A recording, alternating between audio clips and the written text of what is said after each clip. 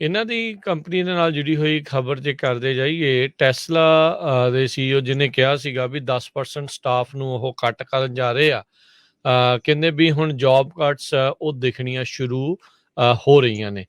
LinkedIn ਦੇ ਉੱਤੇ ਕਹਿੰਦੇ ਵੀ ਜਿਹੜੇ ਸਾਬਕਾ ਇੰਪਲੋਈਜ਼ ਆ ਉਹ ਕਨਫਰਮ ਕਰ ਰਹੇ ਆ ਵੀ ਇਹਨਾਂ ਨੂੰ ਲੇ ਆਫ ਕਰ ਦਿੱਤਾ ਗਿਆ ਆ। ਤੇ ਟੈਸਲਾ ਦੇ ਦੁਆਰਾ ਜਿਹੜੇ ਸਟਾਫਰ ਪੋਸਟਿੰਗਸ ਆ ਲਿੰਕਡਇਨ ਦੇ ਉੱਤੇ ਜਿਹੜੀਆਂ ਉਹ ਆਈਆਂ ਨੇ। ਕਹਿੰਦੇ ਵੀ ਹੋਰ ਵੀ ਕਈ ਡਿਪਾਰਟਮੈਂਟਸ ਦੇ ਵੱਲੋਂ ਅਕ੍ਰੋਸ ਦਾ ਕੰਪਨੀ ਇਹ ਦੇਖਣ ਨੂੰ ਮਿਲੀਆਂ ਨੇ। ਸੋ ਕਹਿੰਦੇ ਵੀ ਟੈਸਲਾ ਨੇ ਆਪਣੀ ਜਿਹੜਾ 1 ਲੱਖ ਇੰਪਲੋਈ ਸੀਗਾ 2021 ਦੇ ਮੁਤਾਬਕ ਐਂਡ ਤੱਕ SEC ਦੀ ਫਾਈਲਿੰਗ ਦੇ ਵਿੱਚ ਉਹਦੇ ਵਿੱਚੋਂ 10% ਜਿਹੜੇ ਲੋਕਾਂ ਨੂੰ ਹਰਜੋਤ ਸਿੰਘ ਜੀ ਕੱਢ ਦੇਣਾ ਆ।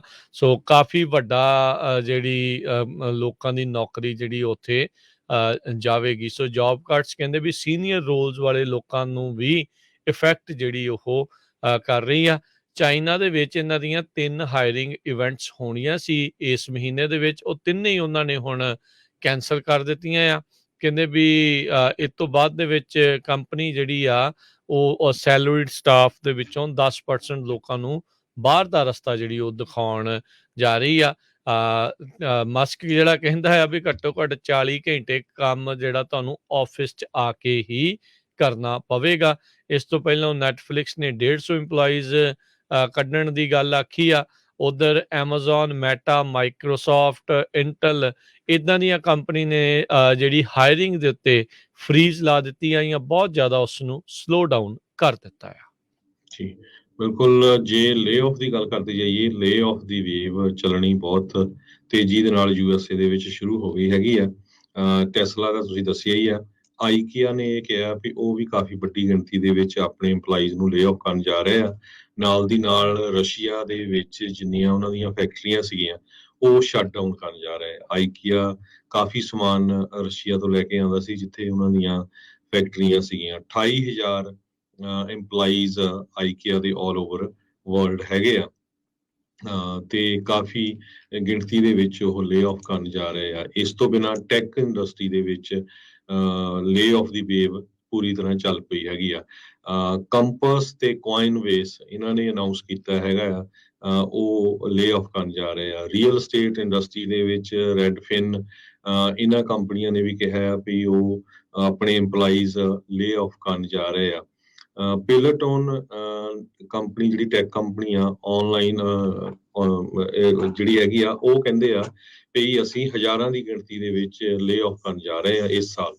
ਆਨਲਾਈਨ ਕਾਰ ਡੀਲਰ ਕੈਰਾਵਨ ਨੇ 12% ਵਰਕਫੋਰਸ ਆਪਣੀ ਕੱਟ ਕਰ ਦਿੱਤੀ ਹੈਗੀ ਆ। ਨੈਟਫਲਿਕਸ ਦਾ ਸਟਾਕ ਤਾਂ ਆਪਾਂ ਦੇਖਿਆ ਸੀ ਵੀ 70-80% ਡਾਊਨ ਚੱਲ ਗਿਆ, ਉਹ ਵੀ ਹੁਣ ਕਾਫੀ ਜ਼ਿਆਦਾ ਕੱਟ ਕਰਨ ਜਾ ਰਹੇ ਆ। ਕੰਪਸ ਨੇ, ਇਹ ਰੀਅਲ estate ਬ੍ਰੋਕਰੇਜ ਫਰਮ ਆ। ਰੀਅਲ estate ਤੇ ਮਾਰਗੇਜ ਕੰਪਨੀਆਂ ਦਾ ਬਹੁਤ ਬੁਰਾ ਹਾਲ ਆ। ਮਾਰਗੇਜ ਇੰਡਸਟਰੀ 'ਚ ਤਾਂ 60-70% ਆਲਰੇਡੀ ਲੇ ਆਫ ਹੋ ਚੁੱਕੀ ਆ ਵੱਖ-ਵੱਖ ਬੈਂਕਾਂ ਦੇ ਵਿੱਚ।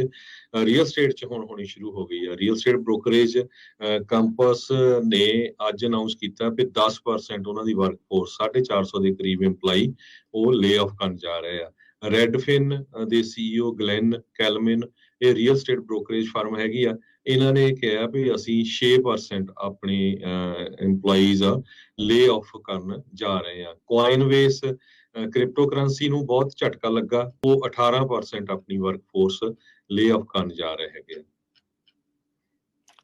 ਜੀ ਬਿਲਕੁਲ। ਸੋ ਲੰਮੀਆਂ ਚੌੜੀਆਂ ਜਿਹੜੀਆਂ ਆ ਇਹ ਲੇ ਆਫਸ ਦਾ ਦੌਰ ਹੈ ਇਸ ਟਾਈਮ ਚੱਲ ਰਿਹਾ ਆ। ਕੱਲਾ ਅਮਰੀਕਾ ਹੀ ਨਹੀਂ, ਨਾਨ US ਕੰਪਨੀਜ਼ ਦੇ ਵਿੱਚ ਵੀ ਇਹ ਲੇ ਆਫ ਸ਼ੁਰੂ ਜਿਹੜੀ ਉਹ ਹੋਈ ਹੈਗੀ ਆ।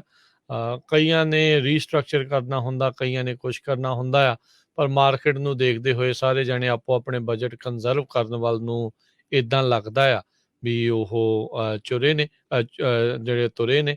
ਸੋ ਦੇਖੋ ਅੱਗੇ ਜਿਹੜਾ ਹਰਜੋਤ ਸਿੰਘ ਜੀ ਕੀ ਬਣਦਾ ਹੈਗਾ ਆ, ਪਰ ਇਕੋਨਮੀ ਨੂੰ ਲੈ ਕੇ ਕੋਈ ਬਹੁਤੀਆਂ ਸੁਖਾਲੀਆਂ ਖਬਰਾਂ ਨਹੀਂ ਆ।